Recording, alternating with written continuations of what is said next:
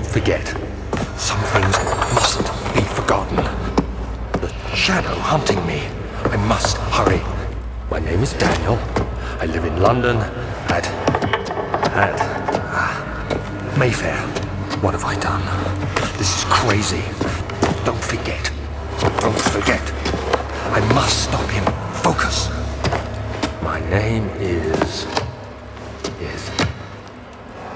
I am Daniel.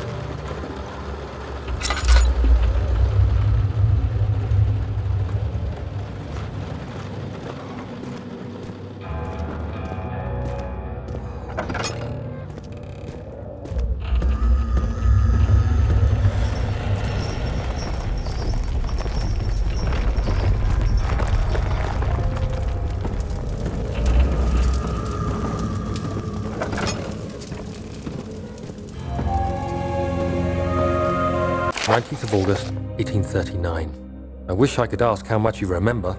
I don't know if there will be anything left after I consume this drink. Don't be afraid, Daniel. I can't tell you why, but know this. I choose to forget. Try to find comfort and strength in that fact. There is a purpose. You are my final effort to put things right. God willing, the name Alexander of Brandenburg still invokes bitter anger in you. If not, this will sound horrible. Go to the inner sanctum, find Alexander, and kill him. His body is old and weak, and yours, young and strong. He will be no match for you. One last thing. A shadow is following you. It's a living nightmare, breaking down reality. I have tried everything, and there is no way to fight back. You need to escape it as long as you can. Redeem us both, Daniel. Descend into the darkness where Alexander waits and murder him. Your former self, Daniel.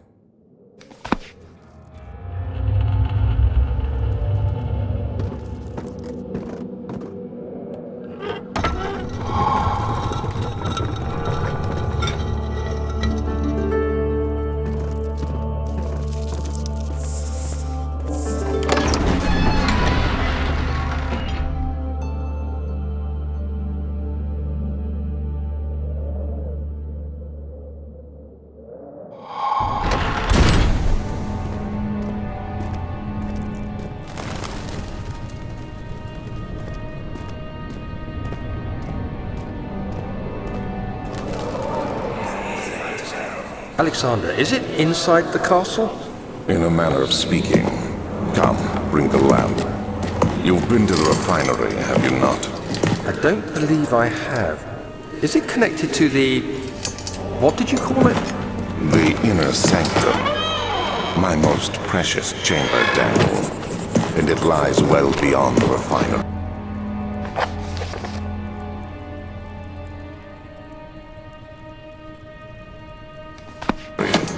In fact, it lies beneath the very stone of Brennenburg.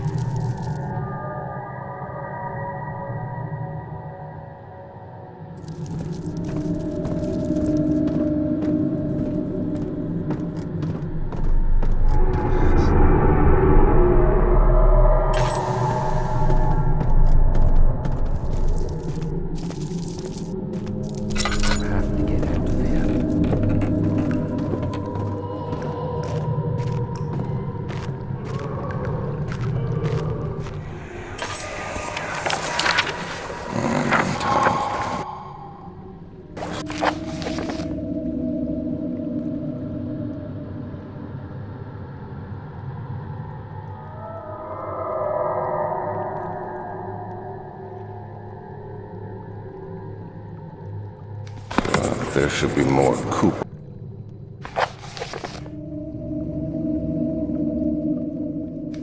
Right. Let me see. And one part aquaforce.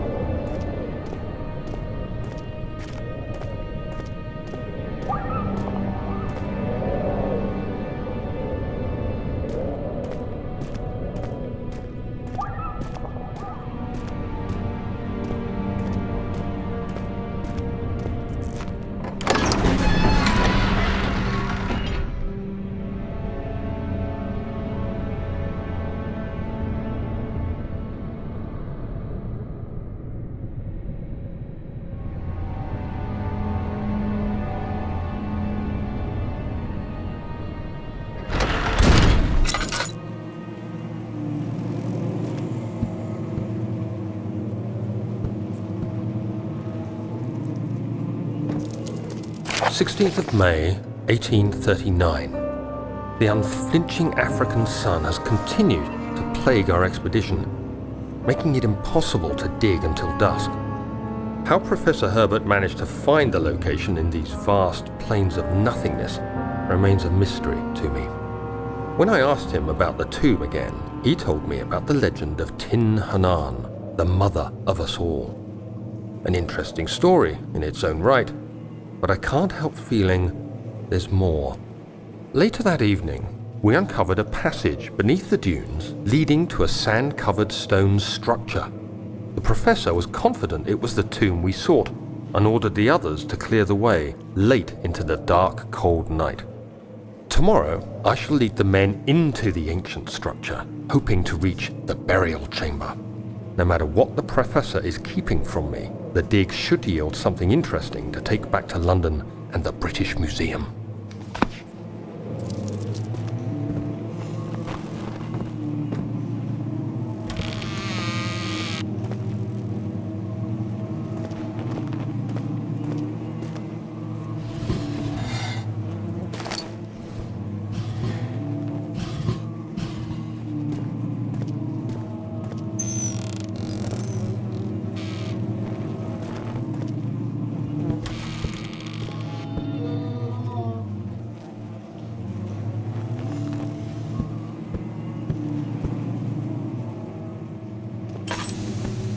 "17th of May, 1839.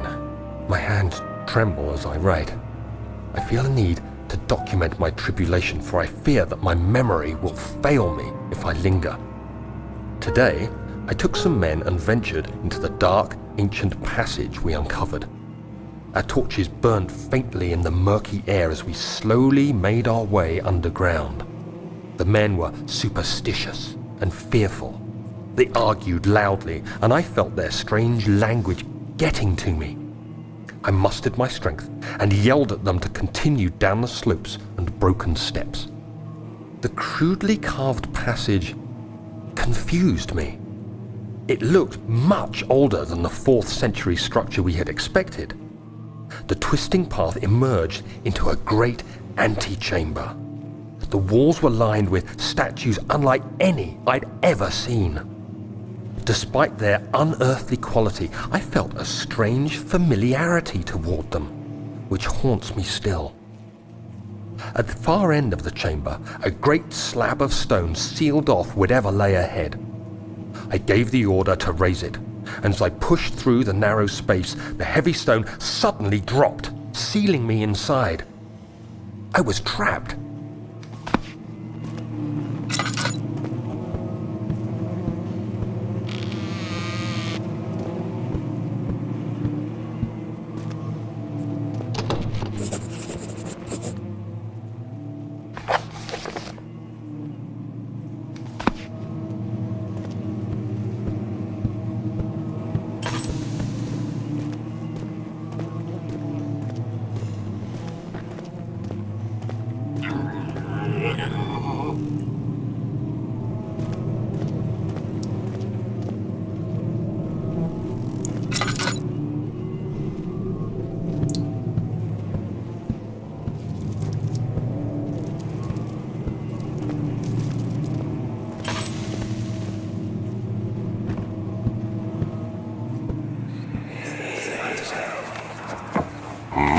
Castle is old and hasn't been tended to for centuries.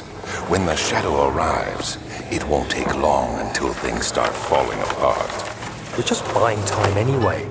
Let's do what we can. There isn't much to be done about the wars. We should reinforce weak structures. The ground will tremble and there's a risk everything will cave in on us, especially downstairs. Here, and there. Let's get the servants working on it.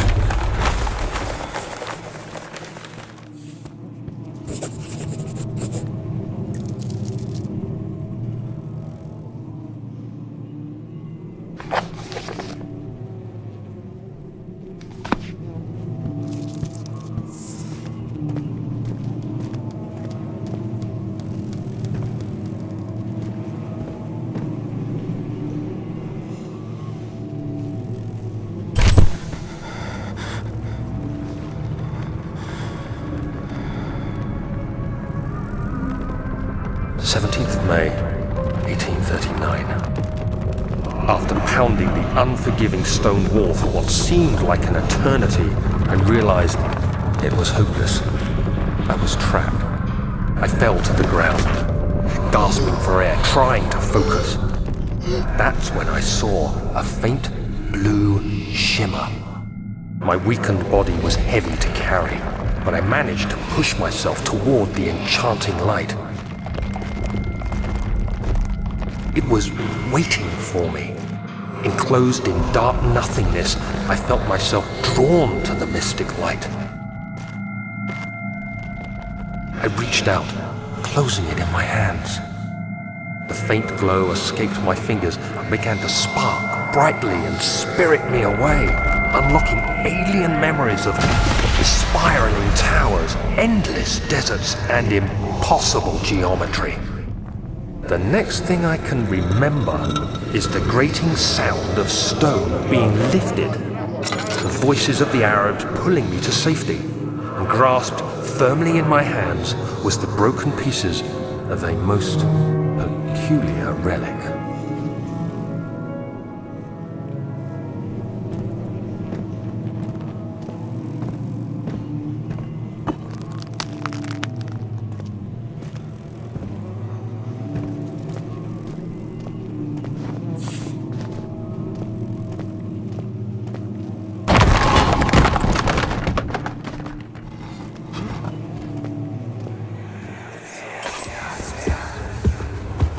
You have to be swift when you activate the first one. You hear that? If it stops, you'll have to start over. Isn't all this a bit excessive? You can never be too careful, Daniel.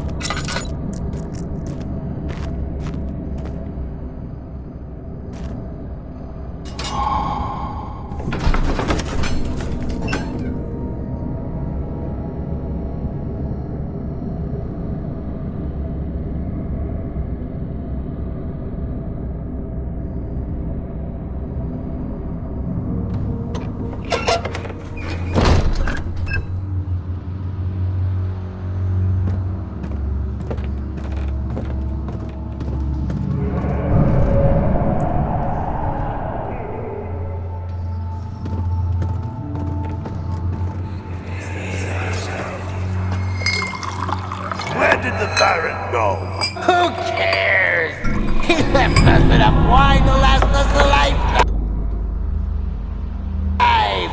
Or at least until tomorrow.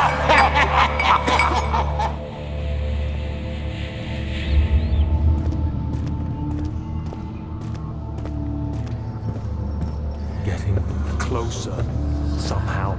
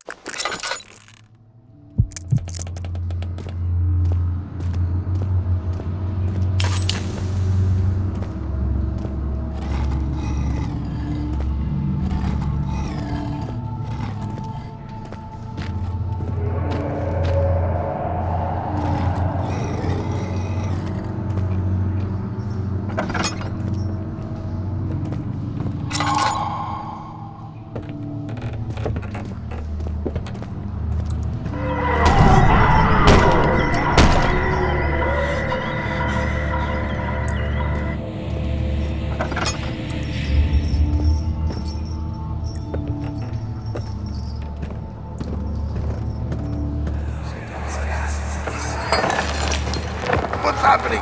Oh, it feels like my chest is going to burst. My God, Wilhelm, do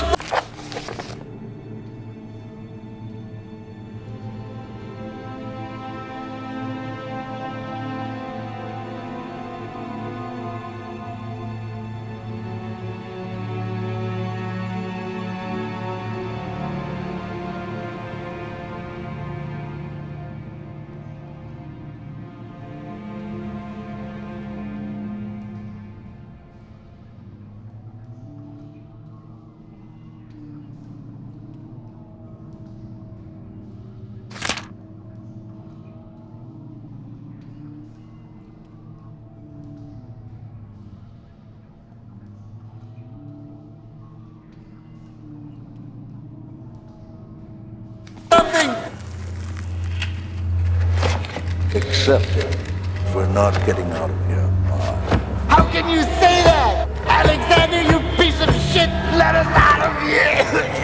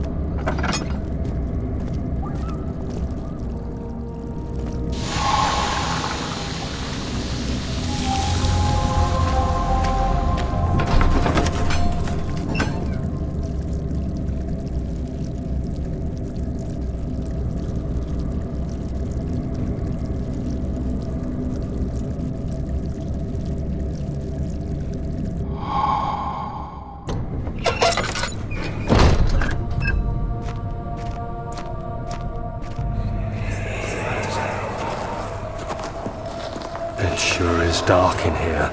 Yes, and there's a good reason for it. But you can light the lamp now if you wish. What's the reason?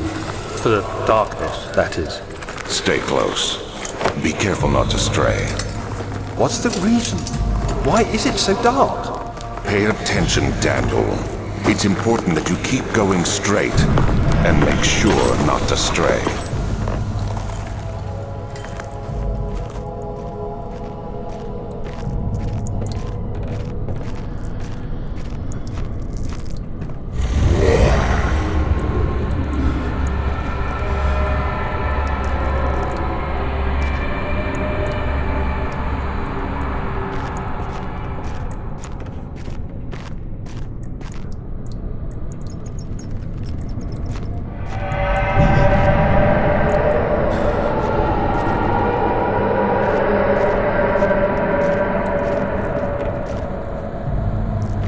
Someone's coming.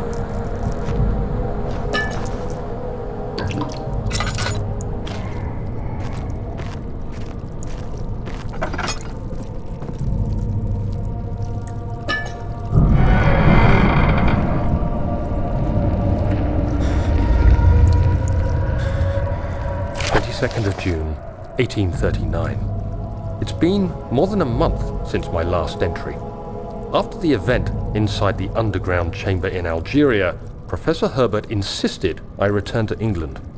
He said he didn't want to risk forfeiting the entire expedition lest I took a turn for the worse. An excessive decision, in retrospect, but I'm glad it turned out that way. I found my journal this morning in the haphazard collection of things brought home from Africa. Next to it lay the broken stone orb wrapped in cloth. I tried to assemble it, but couldn't. The pieces wouldn't fit together, as if they weren't from the same object. Could I have imagined it all? Was there ever a complete orb?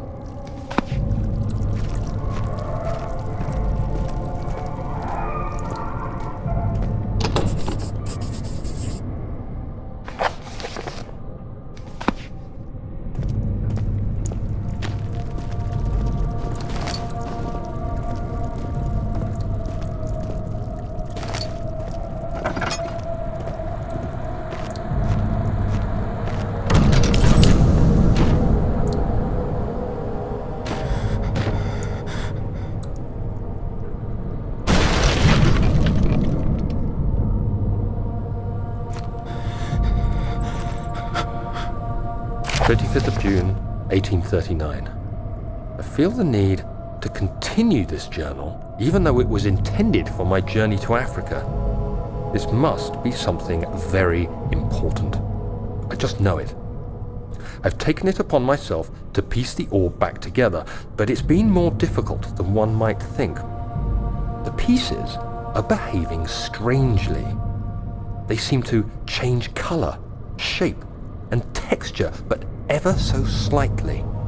Yesterday, I took careful measurements and notated any significant markings. Today, I confirmed my suspicions. They were changing. I was terrified and rushed off to see the finest geologist in London, Sir William Smith. I approached the subject with care and we discussed how rocks change form. He told me about the nature of glass, how it eventually collapses on itself, like ice slowly melting over the course of centuries. Smith eased my mind a bit, but I can't escape the feeling that these shards have otherworldly properties.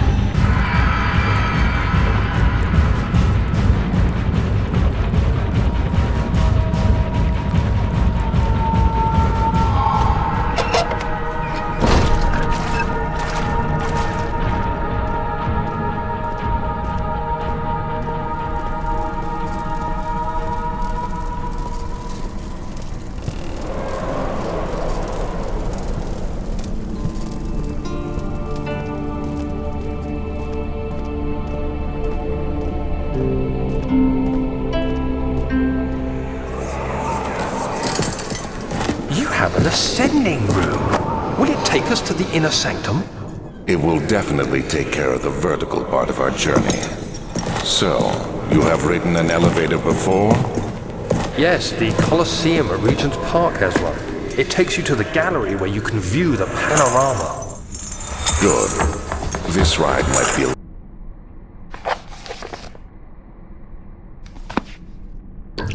little longer, and in the other direction.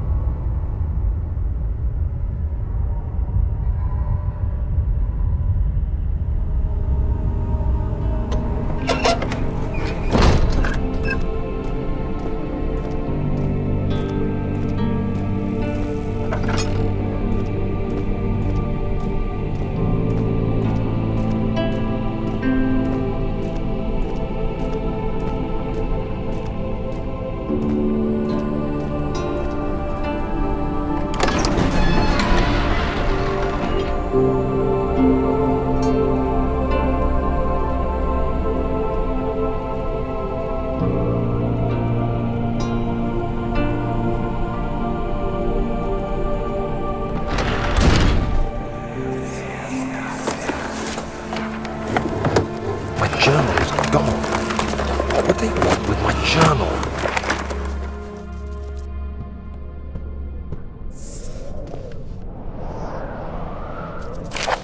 July 1839. I received a letter today from the Algerian governor's office disclosing the fate of Herbert's expedition.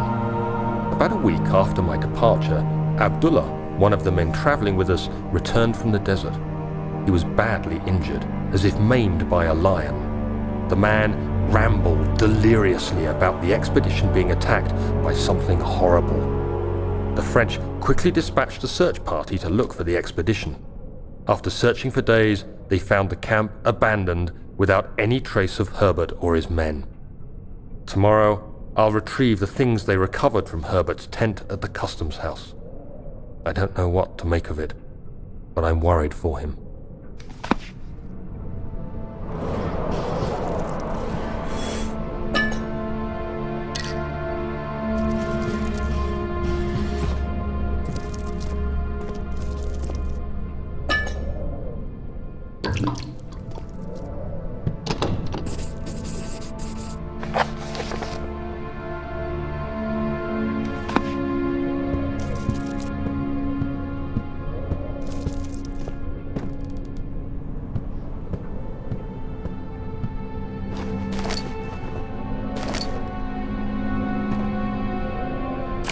July 1839. Today I picked up Herbert's things at the customs house.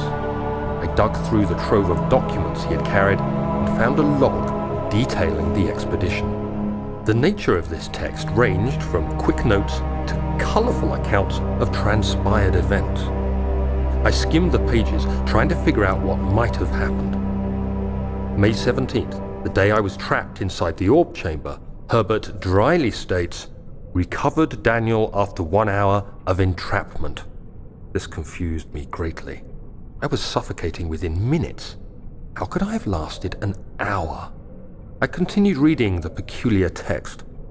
Herbert states his facts without judgment or passion, but suddenly I could read frustration into his text. He pushed his men to investigate the underground tomb, an effort which seems to have strained the minds of his men. Madness spread through the ranks, and Herbert had to take some extreme measures to continue. He finally visits the chamber himself, where he retrieves the orb to the surface. His account confuses me greatly. If he has the orb, what are those pieces in my drawing room?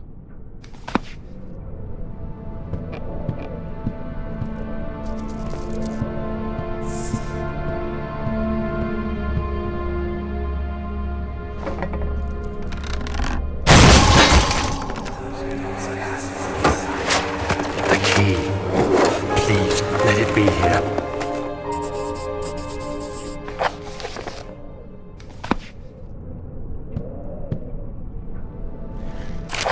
July 4th, 1839. It's done! The orb is assembled. I was awakened by an exhausting nightmare. Shaking and sweating, I retired to the drawing room with a cup of tea.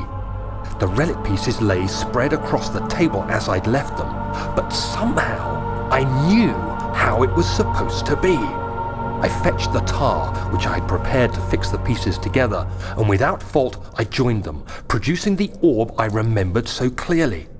The tar proved unnecessary. It was pushed out from the joining pieces as they merged on their own, with no adhesive. The ancient stone relic now rests on my table. Its immaculate surface and perfect shape could have been molded by a factory.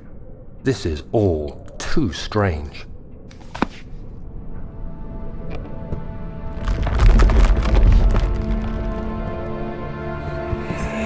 Oh, thank God, there it is.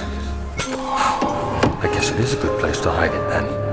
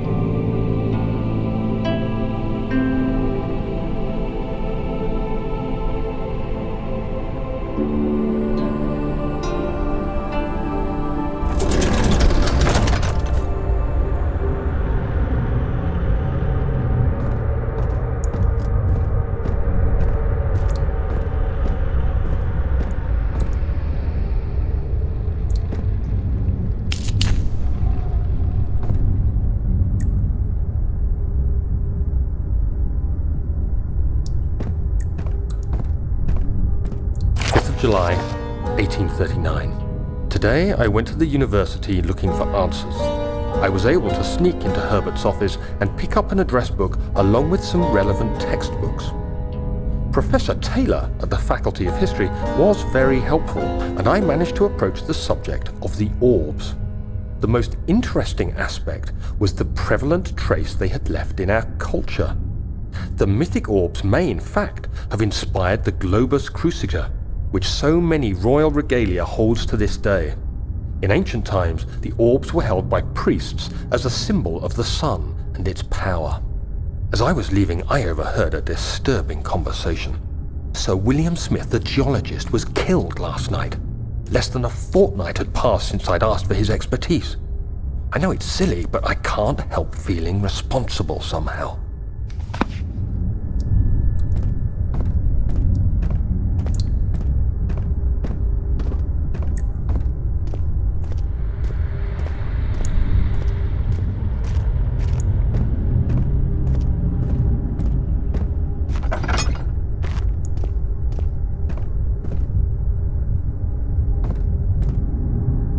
14th of July, 1839. I've read every book I can find on the subject. While rich in legend and hearsay, my knowledge is lack for the insight I crave. I've sent letters to many in Herbert's address book and received answers of varying importance. Today, I got one which differed greatly from the others. From a baron in Prussia. He said nothing about the quaint stories of priests in underground temples. He didn't even mention them. He simply wrote, "I know. I can protect you. Come to Brennenburg Castle. Signed, Alexander." What am I to make of this? Protect me from what? Is someone after me? I looked up Brennenburg and traced it to the Prussian woods near the Baltic Sea. While being the least informative letter I've received, it causes me greatest distress and interest. As I write, my thoughts are drawn to my nightmares in which a most disturbing sound calls to me. A sound defying description. A voice from the void. The last few weeks have been awful, with so many sleepless nights dreading a repeat of those horrid dreams. Tomorrow, I shall visit my physician, Dr. Tate, in hope that he can provide me with sedatives to help me sleep.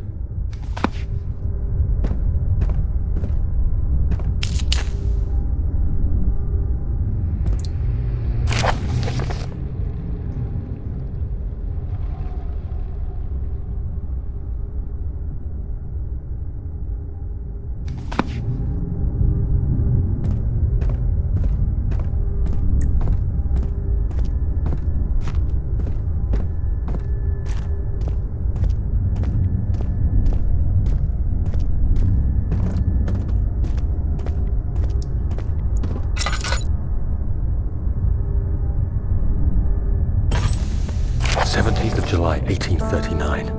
How has this escaped me? They're all dead. Limbs scattered, heads split down the middle, their skin flayed as if boiled. I feel like I'm falling into myself. What's happening? Sir William Smith, Professor Taylor, now Dr. Tate. Is it following me? How can it not be? It's the damn thing I brought from Africa. Something is after me. I have no choice but to trust the Baron. He better know what he claims. If he is wrong, I suspect he'll regret it as well.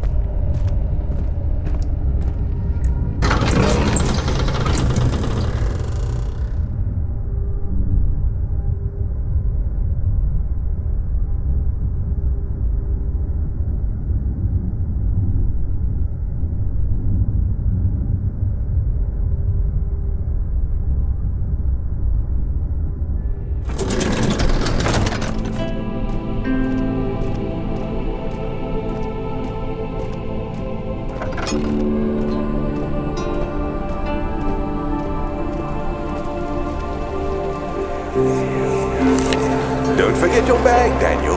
I won't, Herbert. There is no shame in using a parasol in the desert. As it happens, it's imperative to your survival. But it looks ridiculous. The shame will hurt much less than dying, I assure you.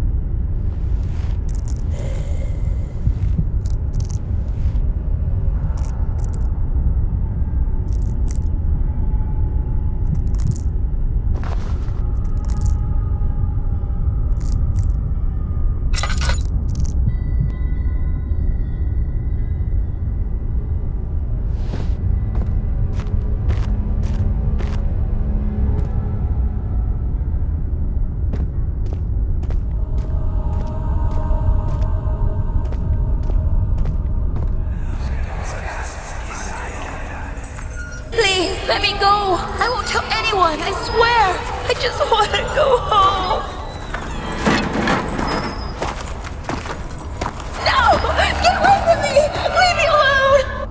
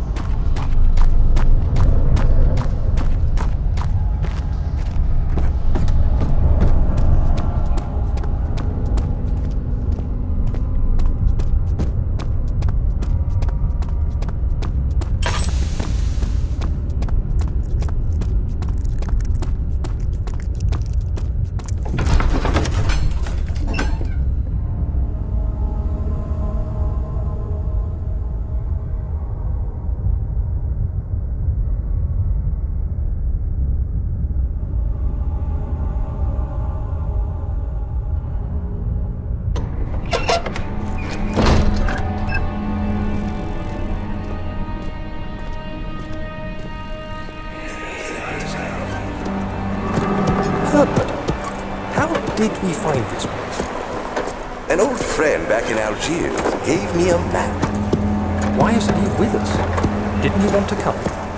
He wanted to, Daniel, but things don't always turn out the way we plan.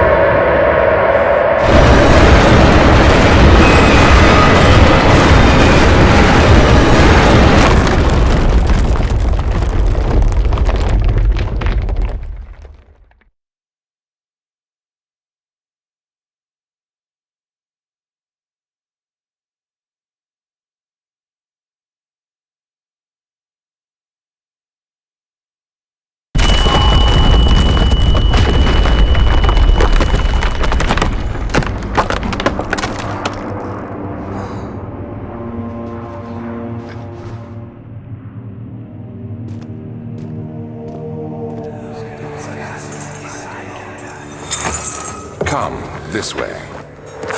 What was that? Forgive me, I should have warned you.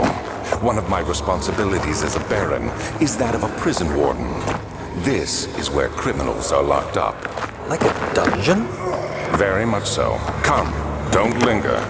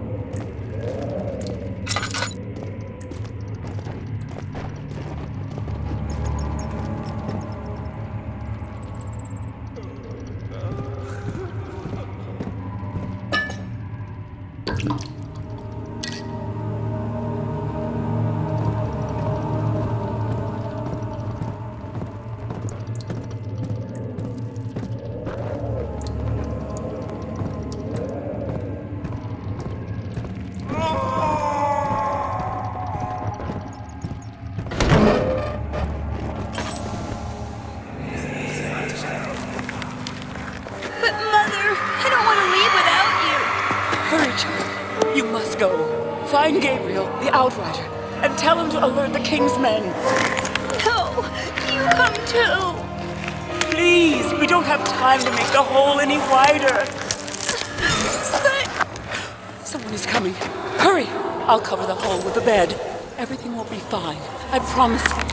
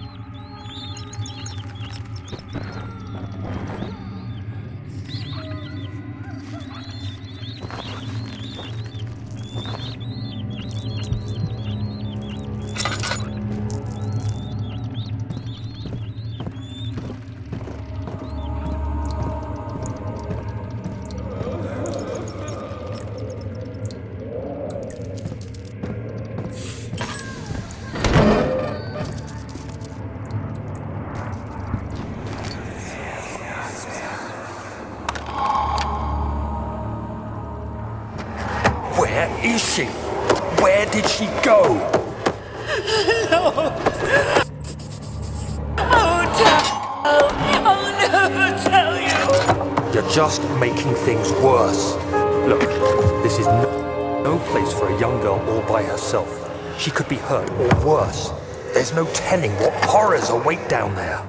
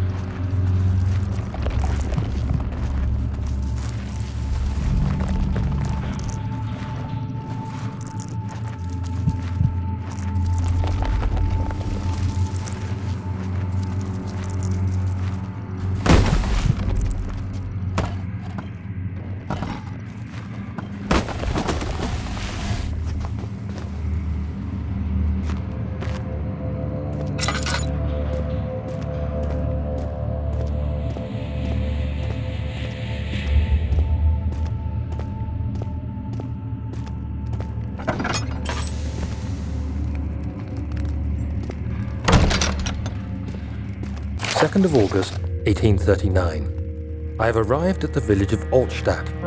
It's a haven in the midst of a vast forest and the last stop before my final destination, Castle Brennenburg. It's late in the evening, and the outrider, who has been with the coach since Bremen, advised me to wait until morning before I venture further. I've arranged for a bed at Der Müller, the village's only inn, and am now waiting for the sun to rise. I try to sleep, but as I close my eyes, I see the men who fell victim in London. My fear and shame forces me to witness the same scenes over and over. They are dead because of me.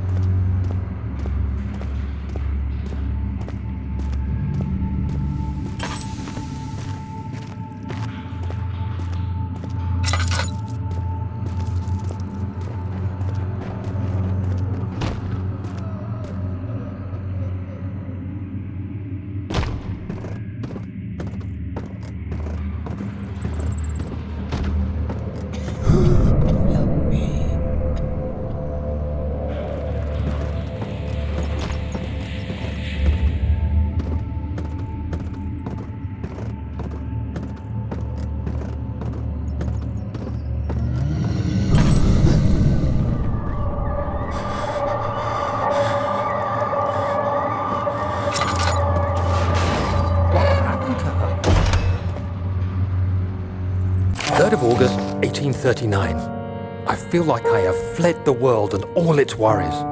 Brennenburg is a majestic creation perched upon a forest-clad hill with towers reaching well above even the highest pine trees. Following the winding road leading to the gates gives the impression of discovering something forgotten, as if journeying with Marco Polo to the hidden Xanadu. Alexander, the Baron, is a peculiar but gracious man. He seems well versed in worldly matters and is not at all as eccentric as I assumed. My room is exquisite, and I'm confident that no hotel for miles could even hope to match it. As the sun sets on Brennenburg, its fairy tale varnish turns to an eerie gloom. Alexander's strange servants are never far away. They are a quiet lot, and their behavior could only be described as skulking. Alexander seems pleased by my presence. As he puts it, it seems like I got here just in time.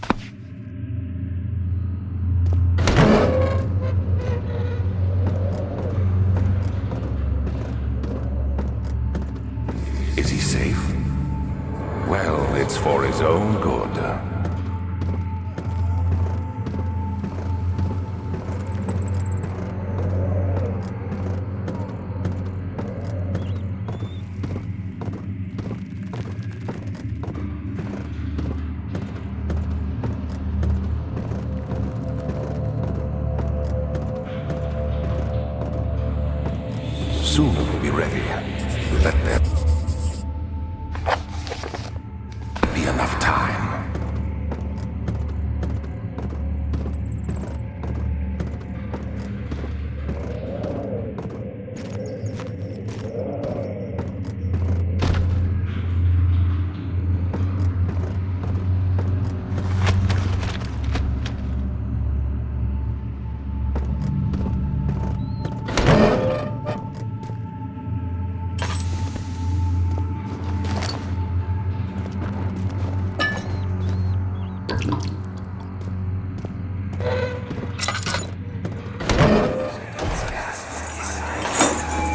Hey! Anybody! Help!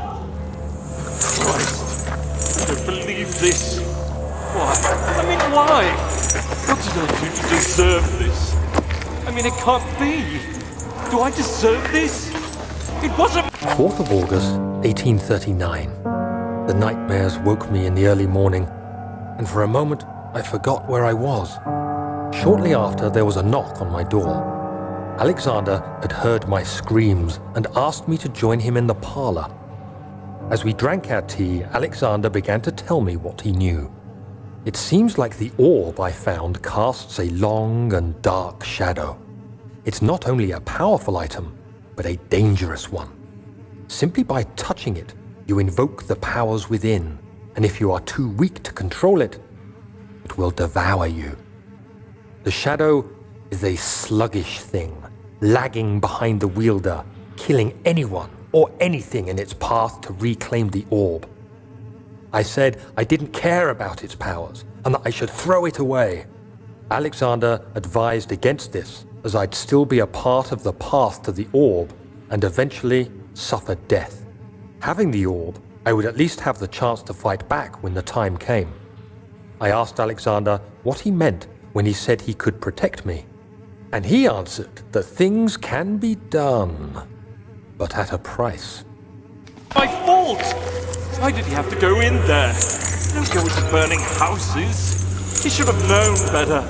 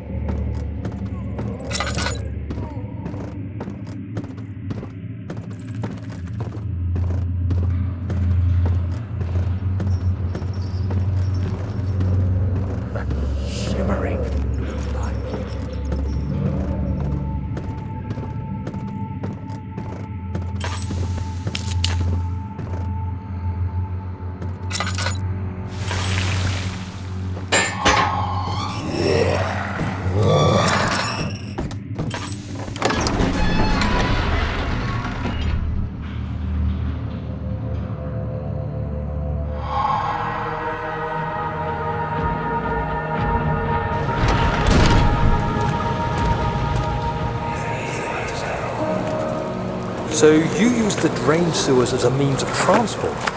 Yes, they were built to divert water from an underground spring and are quite spacious. It seemed only natural to incorporate it into the overall structure. But we won't be using it. Not today. The flow is seasonal, and when the spring runs dry, the damp tunnels produce a rather poisonous type of fungi. There is an antidote, of course, but we won't be bothering with it today. Come, this way instead. We're almost there.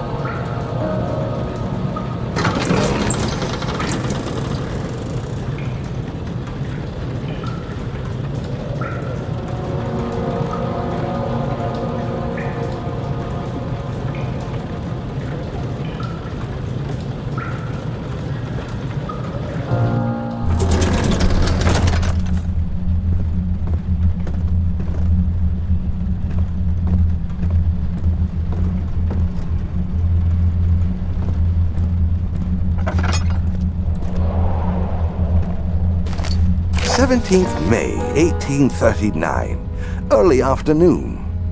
It has come to my attention that there's been an accident. Daniel, my research assistant, has been trapped inside the burial chamber. All men are ordered to lift the massive stone hinder. Recovered Daniel after 1 hour of entrapment. After some preparation, the workers hoisted the heavy stone with block and tackle. Daniel is delirious, and his mind is slowly recovering. I've decided to have him leave for England. It would be foolish of me to risk not just his life, but the expedition's success by keeping him here.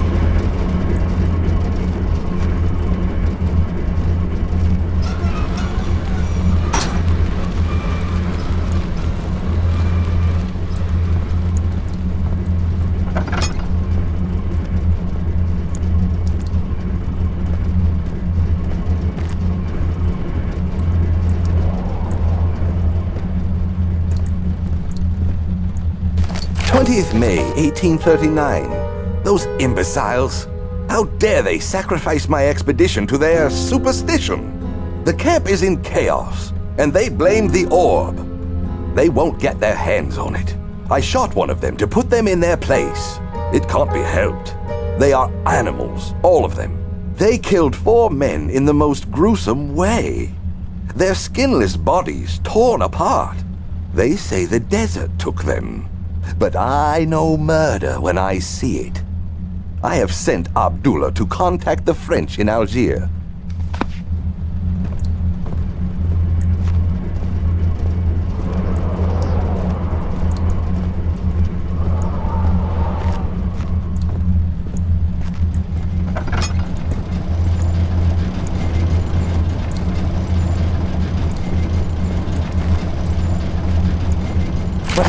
May 1839. That thing is after me. It's been hunting me for days, but I keep out of its trail, so I will persevere. I can see a settlement at the edge of the desert. I'm getting closer. I can see it, but it is not me. It is Abdullah. Through his eyes I see. His mind I hear. Confined to myself, I see only death, dressed in the orb's darkest shadow.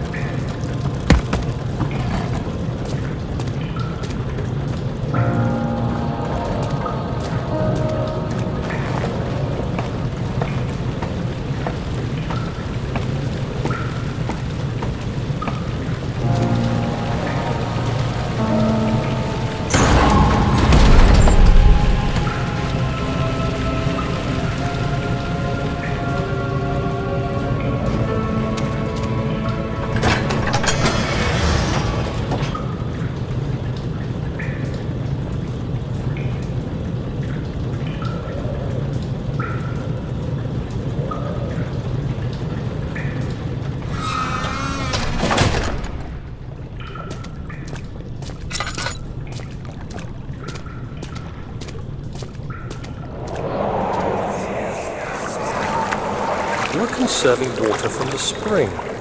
Yes, it enables me to control the water in the drain sewers to some extent. Also, it can be used for all sorts of purposes. Like for drinking. Well, that too.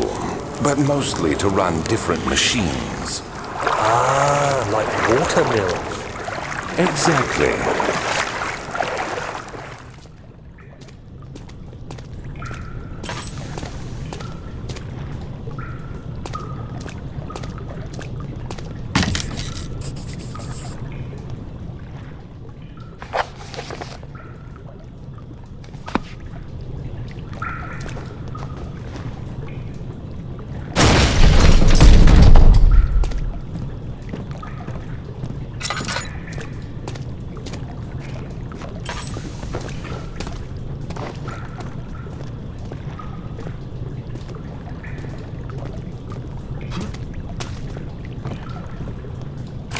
August 1839. There is no denying that Alexander puts a lot of faith into what I can only describe as magic.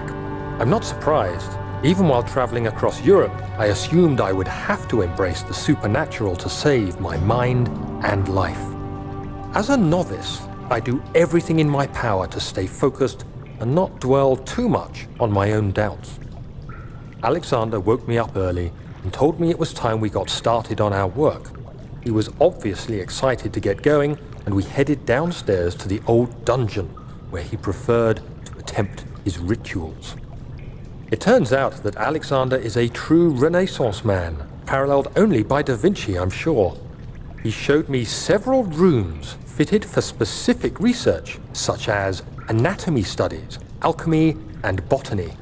The crown of Brennenburg must be the inner sanctum, a most hallowed ground where we shall attempt to permanently banish the orb's shadow.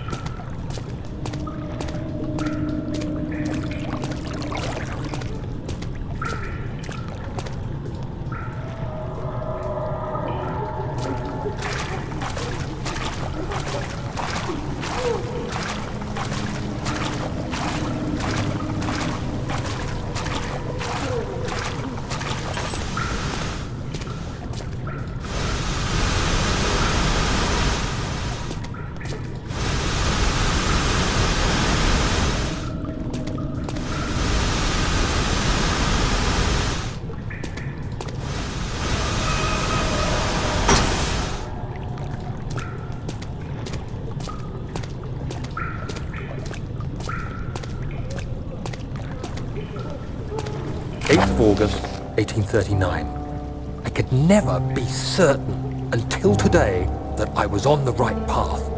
Using my orb, Alexander managed to channel its power unto us. The inner sanctum flared with blue, fiery light, and I could feel the same things I felt in the dark chamber in Algeria. It was like standing in a mad whirlpool of impressions. It was terrifying, but Alexander kept calm and wielded strange tools of science in order to tame the storm. Suddenly, the blue light was stained by strains of red, and the walls burst with pulsating tissue resonating with the scene. Alexander quickly covered the orb in some cloth, and the unspeakable thing vanished. Apparently, the orb's shadow is closer than Alexander thought. He said I should prepare for a warding ritual tomorrow. I'm not sure what he expects, but I have a bad feeling about this.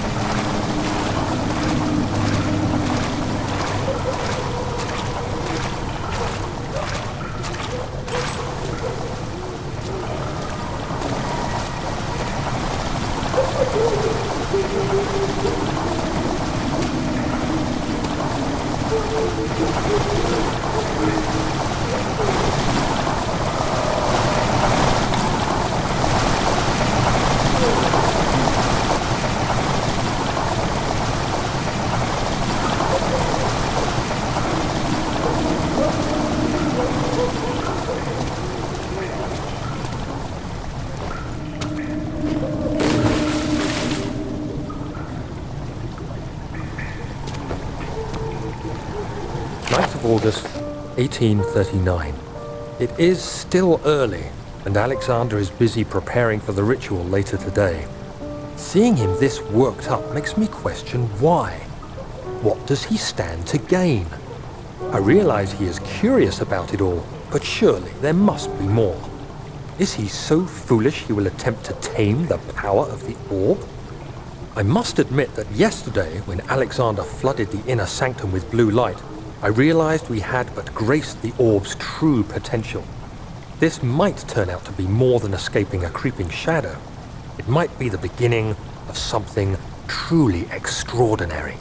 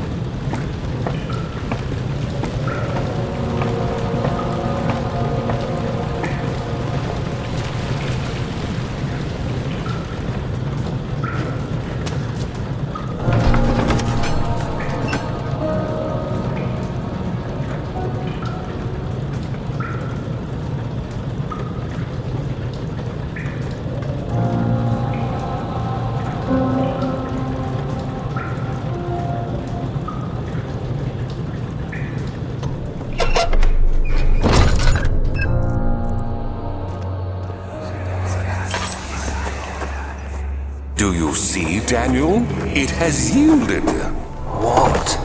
The shadow. It has? For now. Come, let's get this out of here so we can get some peace. Yes, let's. Where to? Just down the corridor, to the morgue. Are there more dead men there? You did well, Daniel. Come, let's get going.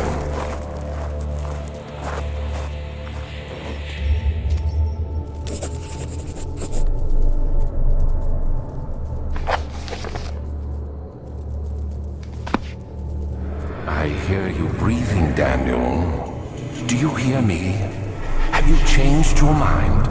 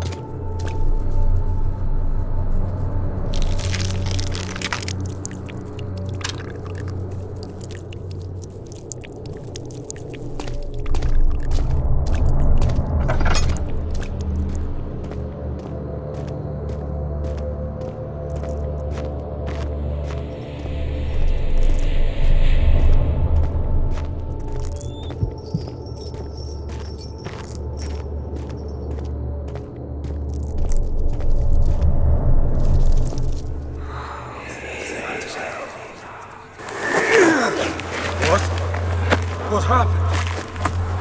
I don't know.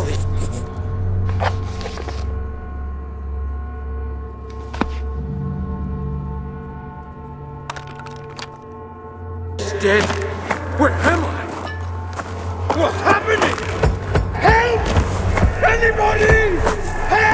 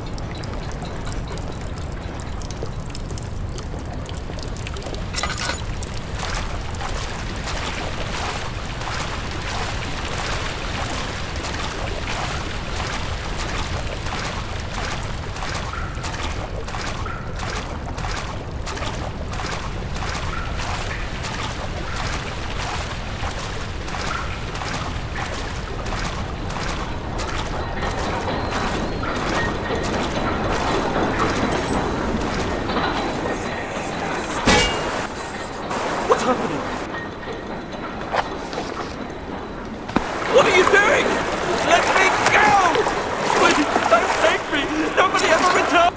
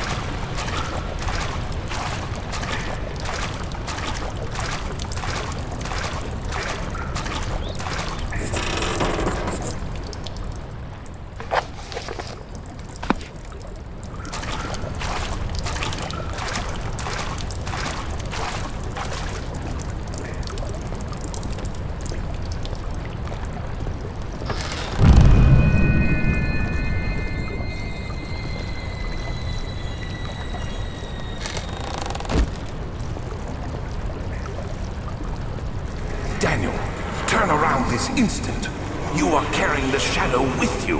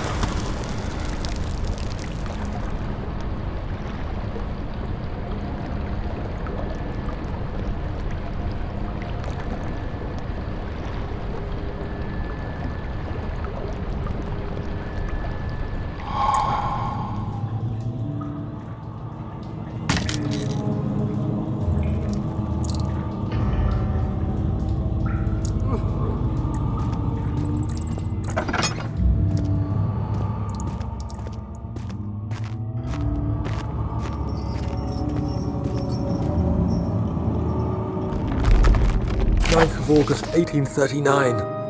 I can't stop sweating and shaking. The warding ritual was not something of a sane mind. I did not even realize the dungeon was still in use. Alexander had his servants bring one of the prisoners, a murderer, he told me. Alexander made all the arrangements, but he said I had to perform the ritual in order to have the right effect. The shadow could be led astray by the blood of another. Killing the man would provide us precious time. What else could I do? Alexander said it had to be done. He is saving my life. I don't have the luxury of argument.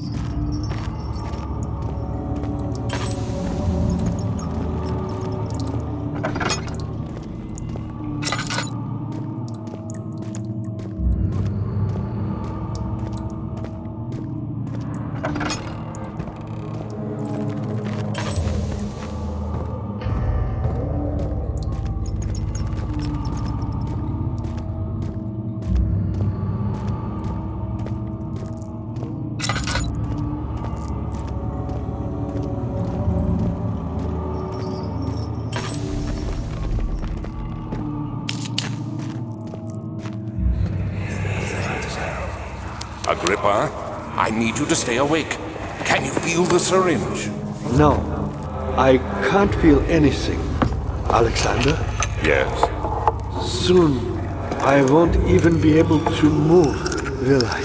Your life is safe. I don't doubt that. But will it be worth living?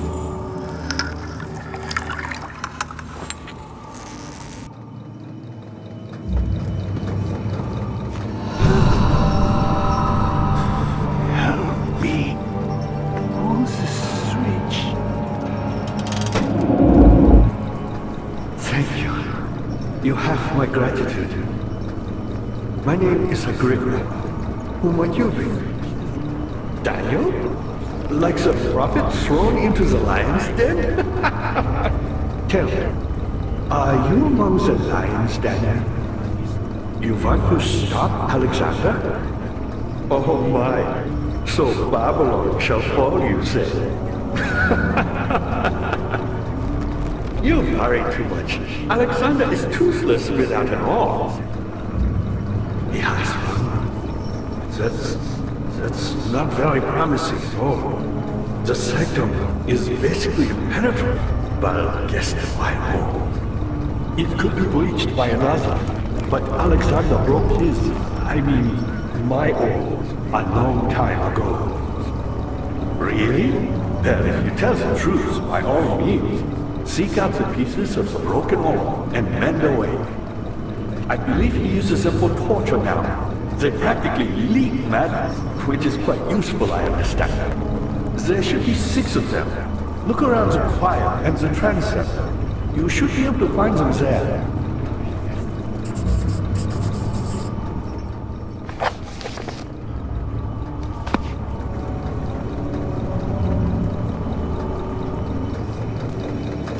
Daniel, I hate to bother you further, but if you're really going after Alexander, would you consider taking me with you? I know it sounds ridiculous. Look at me. But if you find anything concerning a man named Johann Wein, would you please bring it to me? I believe he was working on a way to help me. A recipe for some sort of potion, a tonic to free me from this husk of mine.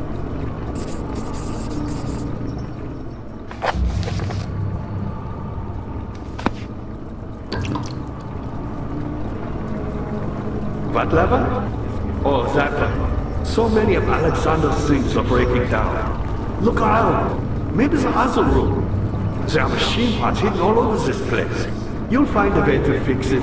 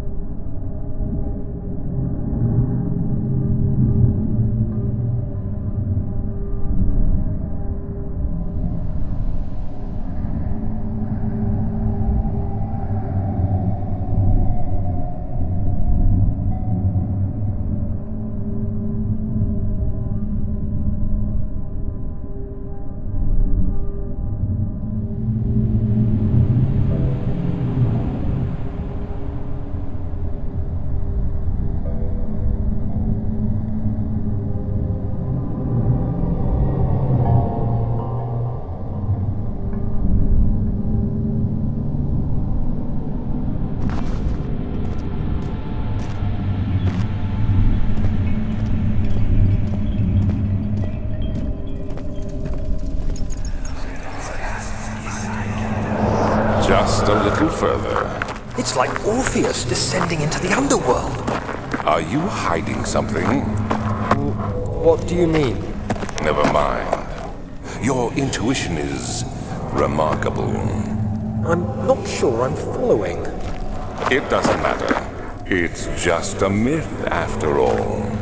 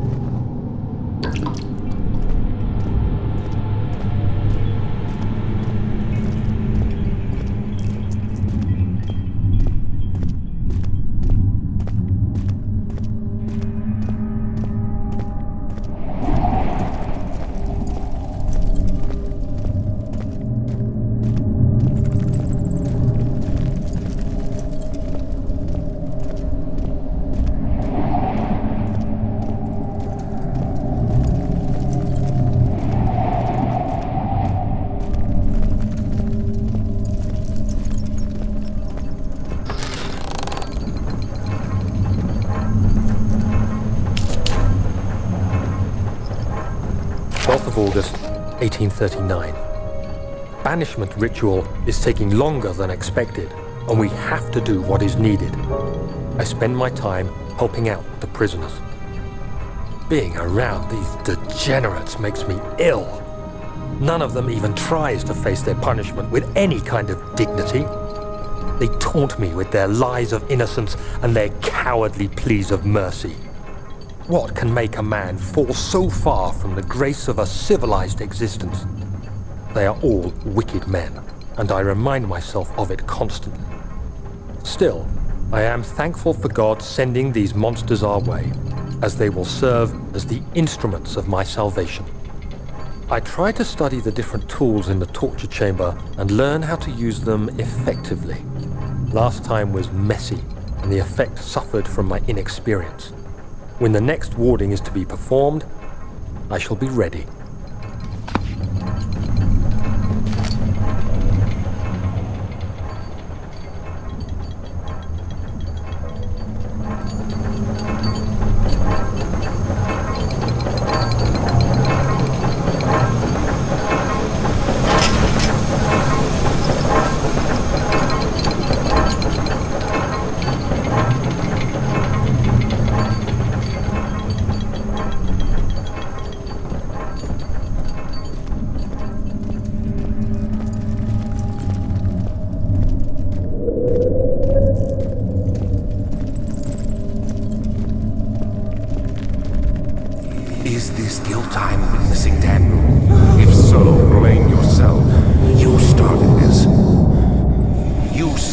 that letter asking for help, and this is how you repay me?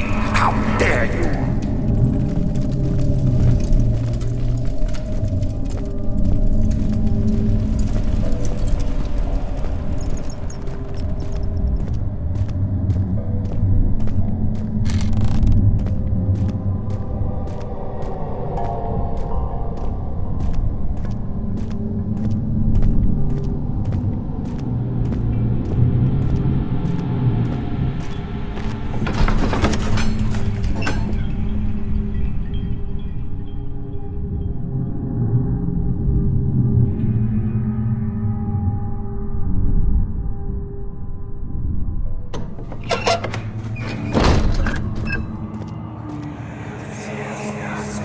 These cells are meant to hold prisoners who are under treatment.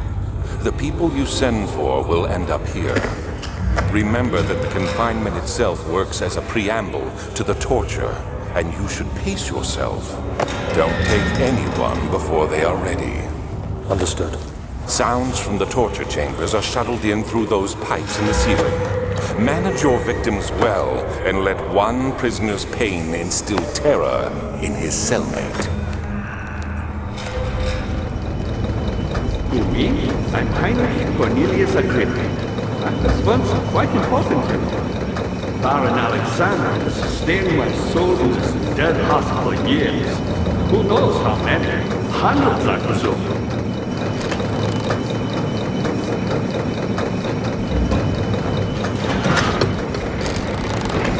Alexander is quite impressive in many ways, but he has grown impatient.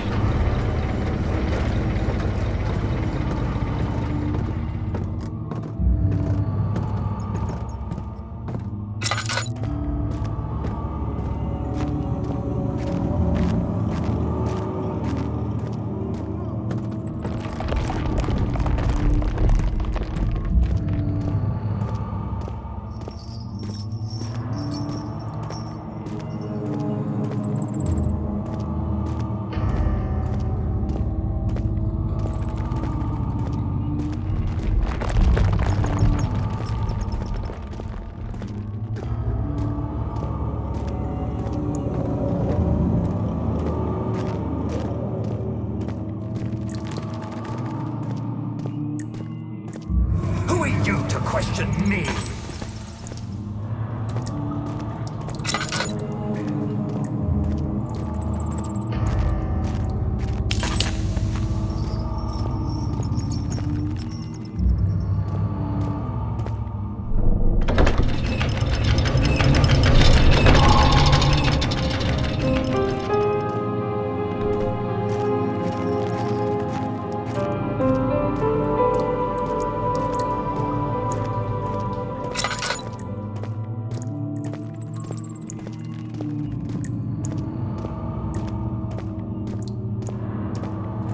Daniel, you have gone too far.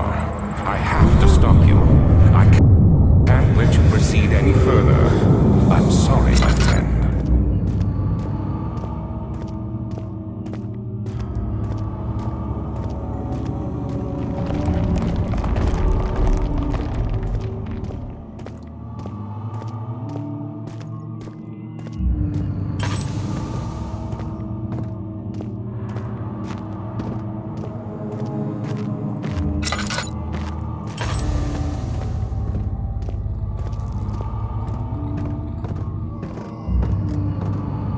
Was there something else? You got the doors open? Good going. I knew you could read me.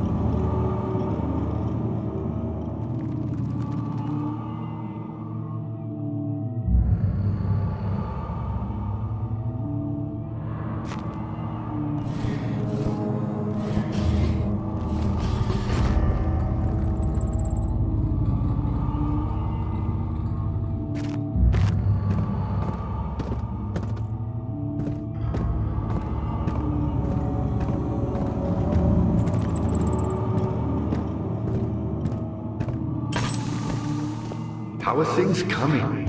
Incredible! You found Vire's recipe. There might still be a chance. Listen carefully. Alexander is working on opening a gate, a door to another world. It's where he wants to go. If you could put your anger aside, let him open the portal before you take your revenge. Let me pass the gate, Daniel. Please, find the ingredients and prepare the tonic Vire describes. And do so before you assemble the orb. The barrier keeping you from the inner sanctum will only be breached for a short time. Unless everything is taken care of before mending the orb, you won't be able to save me.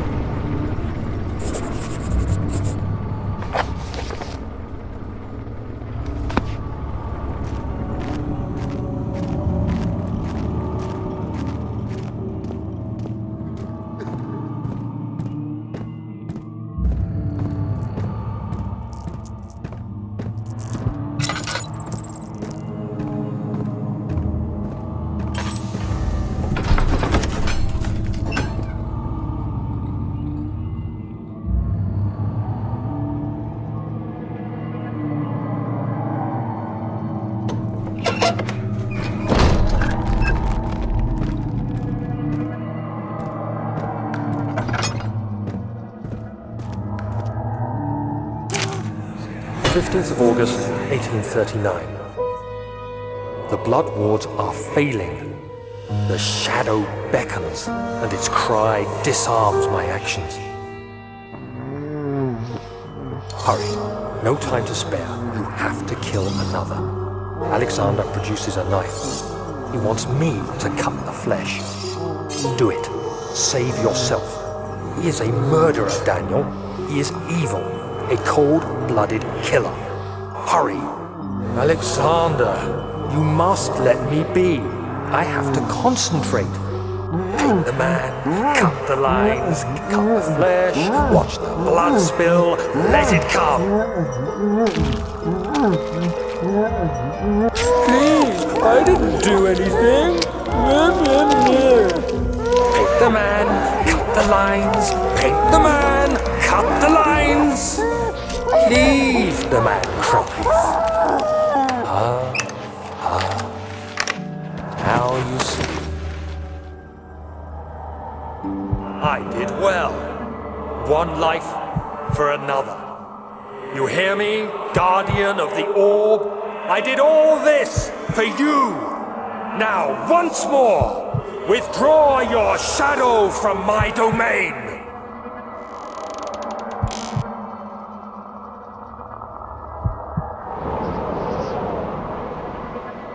Alexander, there isn't much time.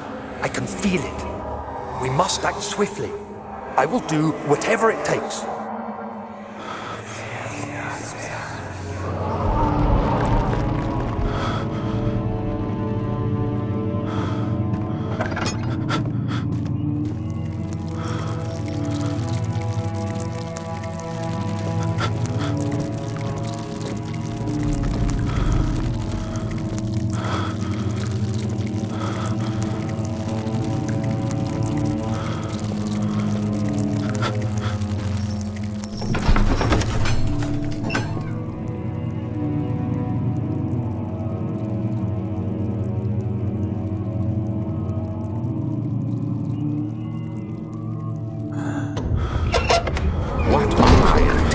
Daniel, salvation.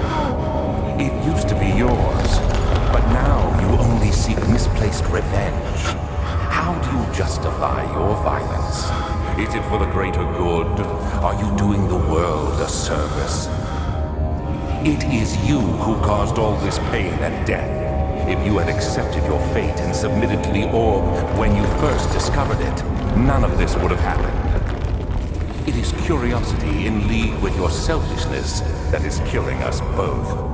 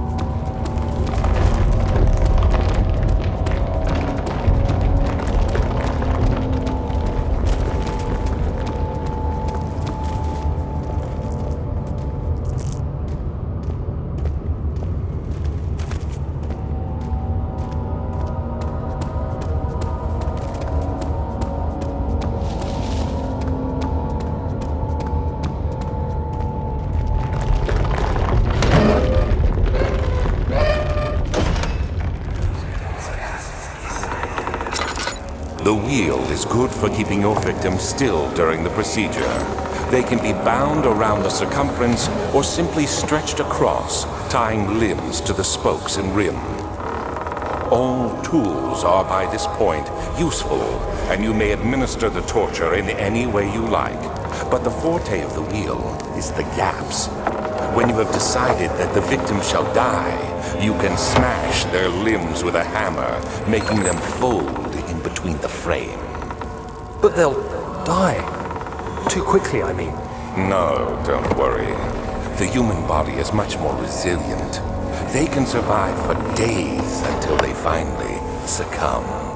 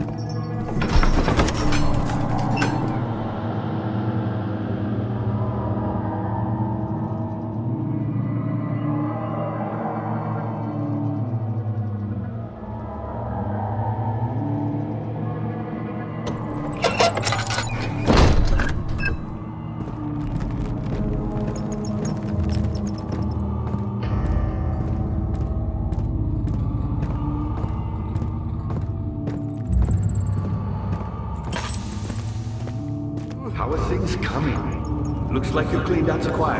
Head for the transom and find the rest of the ore pieces.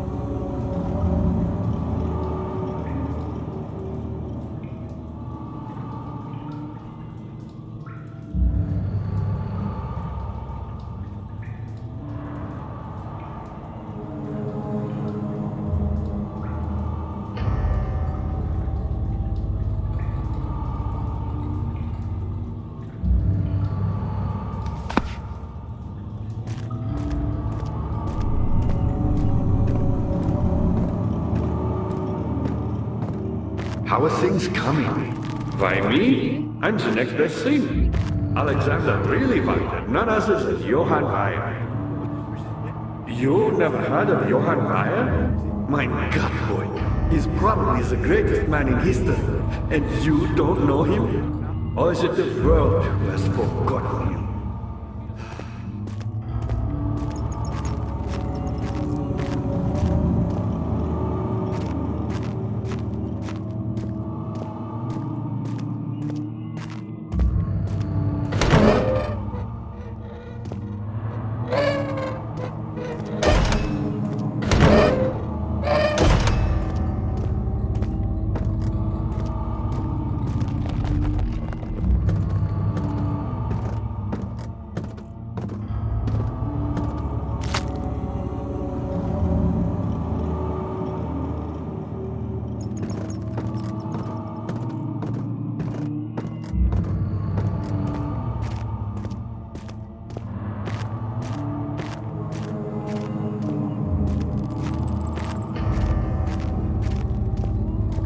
Was there something else?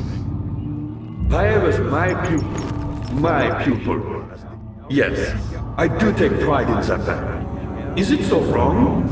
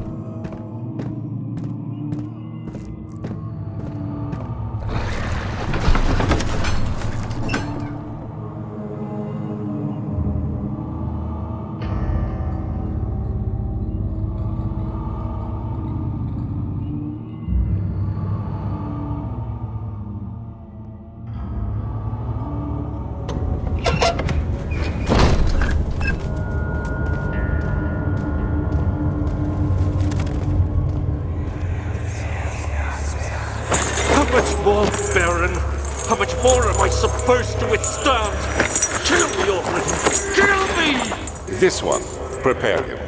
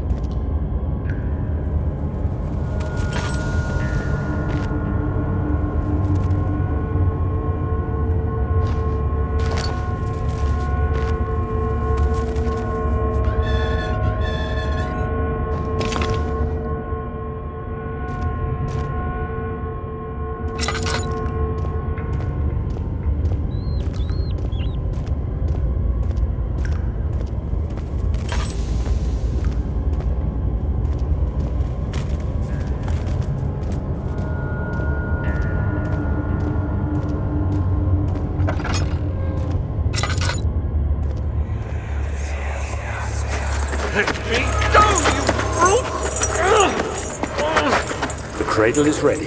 Good. You're a man! How can you partake in this? Is he all right? He is one of the wicked. Don't pay his lies any attention. I'm not a bad man! It was an accident! He set a man on fire. It wasn't my fault! Why won't anyone listen? That's horrible. Of course. We are dealing with monsters here.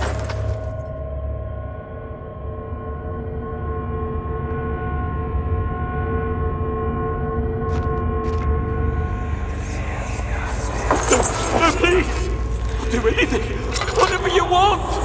Anything! I'll do anything! I'm innocent!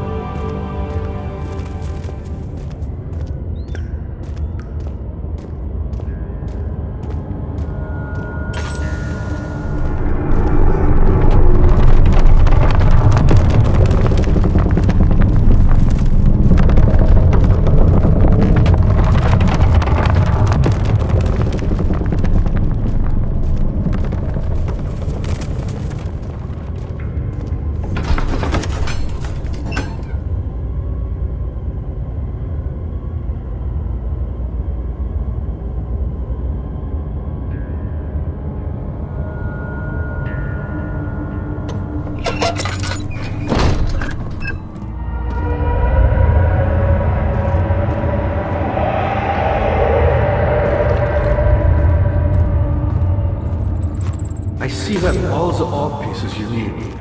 I know I have no right to ask anything of you. But if you could find it in your heart to gather the ingredients for Vire's tongue before attempting to mend the orb, there might still be a chance for you to save me. Please, my fate is in your hands.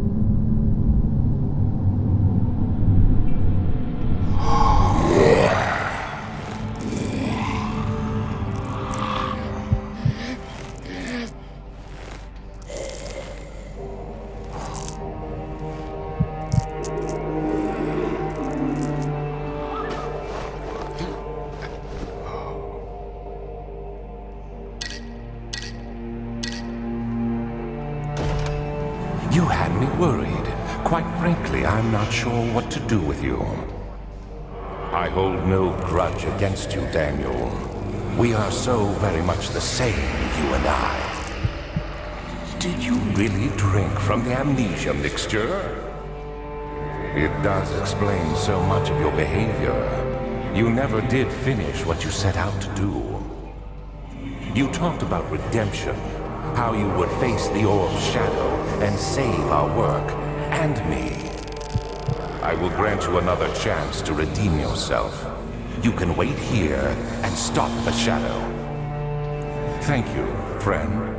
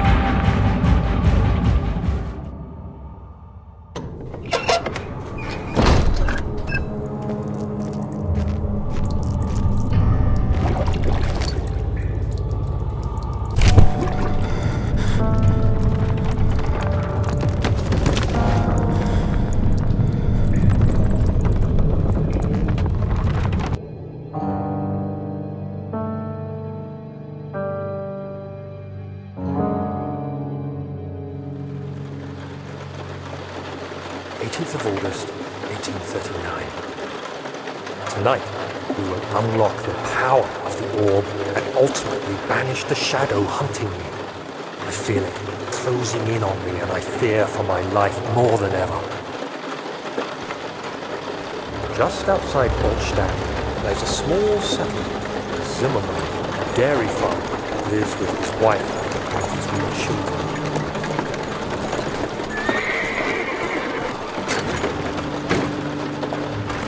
We took the coach and went there.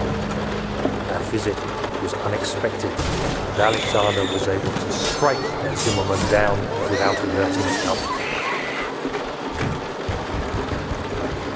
As he went to take care of the farmhands, I began to look for the children.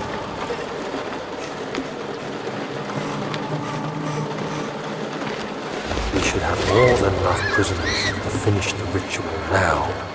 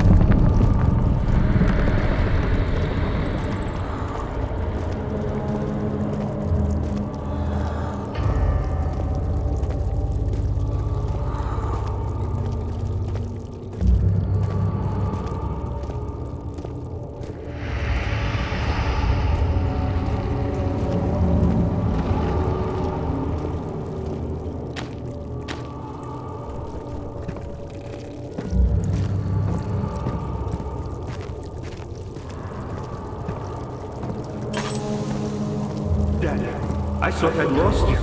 The castle trembled and I could hear the chancel collapse. The laboratory might be accessible now.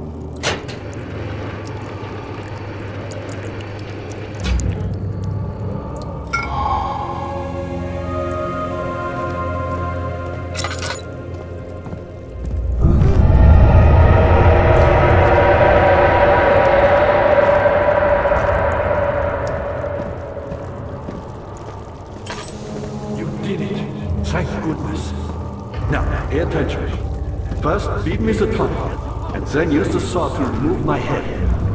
As the tonic begins to work, you'll be able to cut off my head without taking my life. Then, take my head and bring it with you. As you enter the gate Alexander is opening in the inner sanctum. What do you mean? Why wouldn't you enter the gate? We can't argue now. You need to act.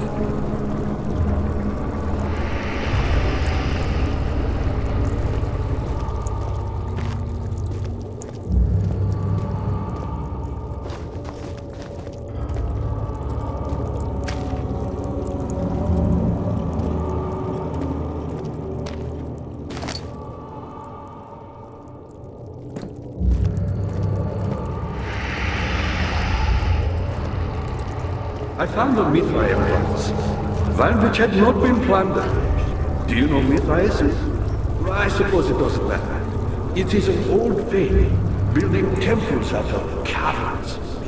The dark walls being the universe, and inside are its followers, humans watching the sky slowly turn. But the followers do have one thing to allow them a real sense of connection to creation. The orbs.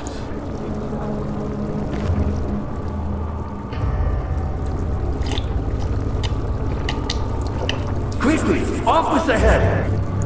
And then, whatever happens, get me through that gate.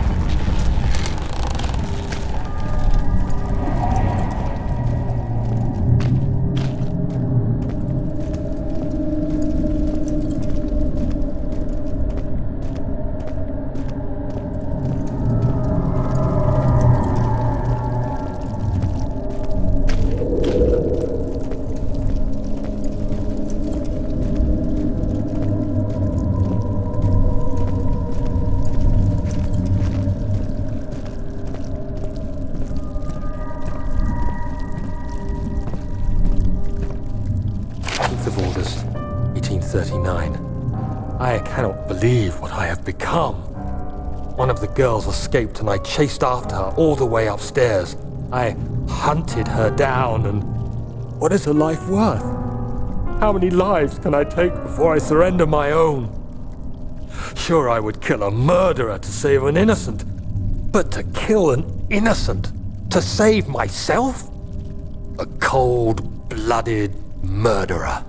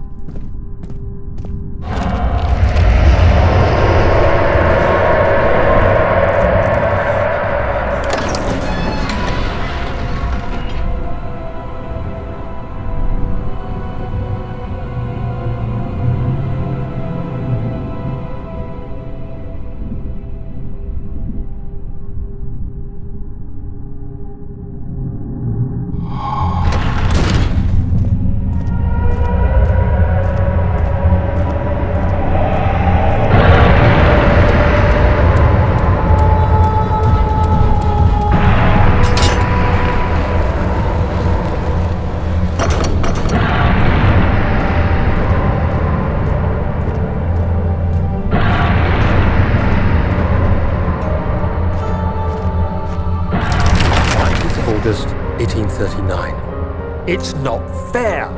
I'm not to blame. I've been manipulated by that demon. He played my guilty conscience and duped me into facing the shadow alone. That vile, conspiring man. He expects me to meet my death as he steals power beyond imagination? Alexander, I will kill you for what you have done. If only the shadow had caught me in London or Algeria, I wouldn't have to suffer this humiliation. You made me a murderer. A monster. And now, I merely await my death. I am too weak to press on. I can hardly stand as my knees fail me. I cannot see as my eyes are dressed in tears. I am as broken as the men I've tortured. If only I could wipe my fear away, as we did with them.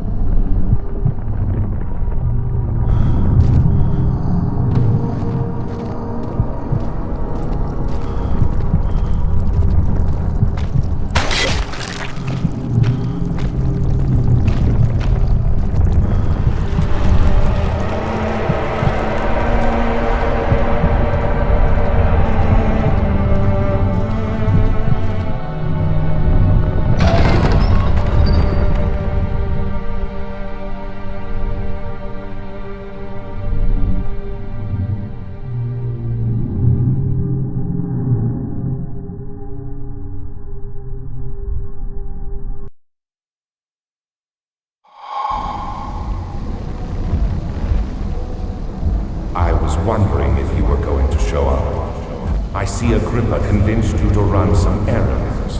Tell me, is everything nice and clear now? Am I the villain? Good and evil. Such comforting concepts. concepts, but hardly applicable. Are you so blind that you see no good in me or evil in Agrippa?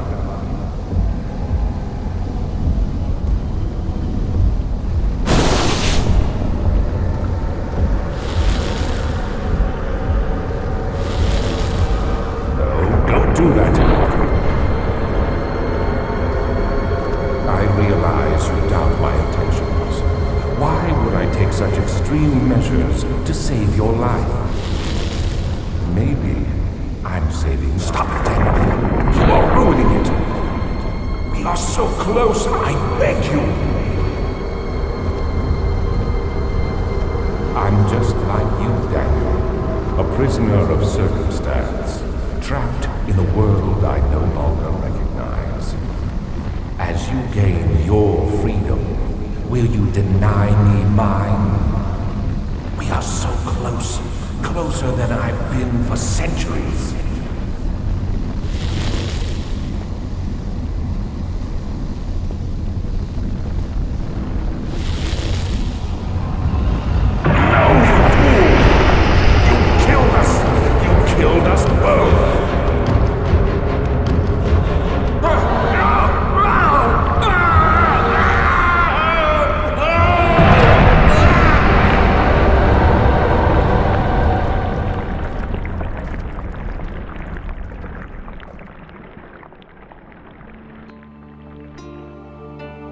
It was my greatest triumph, and I never looked back.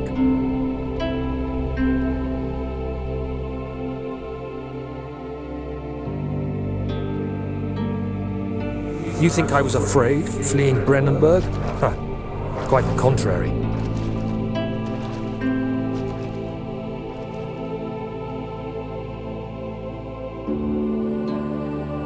I knew it was my purgatory, hellfire made to wash away my sins.